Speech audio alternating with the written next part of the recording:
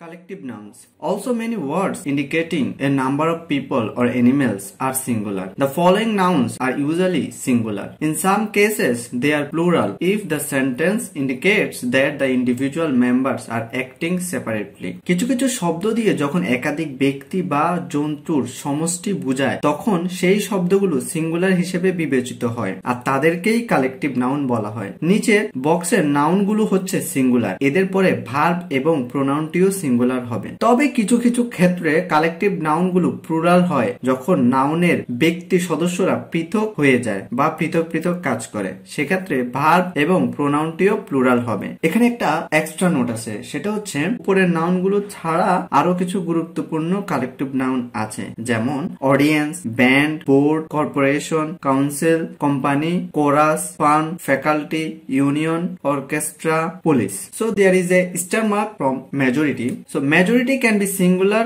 or plural. If it is alone, it is usually singular. If it is followed by a plural noun, it is usually plural. এখানে বলছে majority শব্দটি singular বা plural উভয় হতে পারে। যদি majority শব্দটি একাধিক আসে তবে তাহলে সিঙ্গুলার হবে, আর যদি শব্দটির পরে কোনো প্লুরাল আসে তাহলে শব্দটি প্লুরাল হিসেবে ব্যবহৃত হবে। এখানে আরেকটা এক্সট্রা নোট আছে, সেটা হচ্ছে মেজরিটি ছাড়াও পুলিশ এবং পাবলিক এই শব্দ দুটিও সিঙ্গুলার বা প্লুরাল উভয় হতে পারে। So let's watch the example so that you can understand easily. There is a lot of example about collective nouns. You can see. I hope all of you understand. So after that, they're saying that the following nouns are used to indicate group of certain animals. It is not necessary to learn the nouns. However, they mean the same as group and thus are considered singular. নিচে নাউনগুলো দ্বারা কিছু নির্দিষ্ট জীবজন্তু বা পশু পাখির দল বা গ্রুপকে বোঝানো হয়েছে। যেহেতু এগুলো কালেকটিভ নাউন তাই সিঙ্গুলার হিসেবে বিবেচিত হবে, সুতরাং ভার্বটিও সিঙ্গুলার হবে।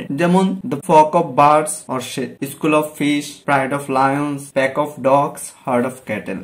Here also you can see the example. I hope all of you understand. Then collective nouns indicating time, money and measurements used as a whole are singular. কিছু collective noun আছে যেগুলো দ্বারা time অর্থাৎ সময়, মানি that means টাকা এবং measurements অর্থাৎ পরিমাপ বোঝায়, সেগুলো সিঙ্গুলার হিসেবে ব্যবহার হবে।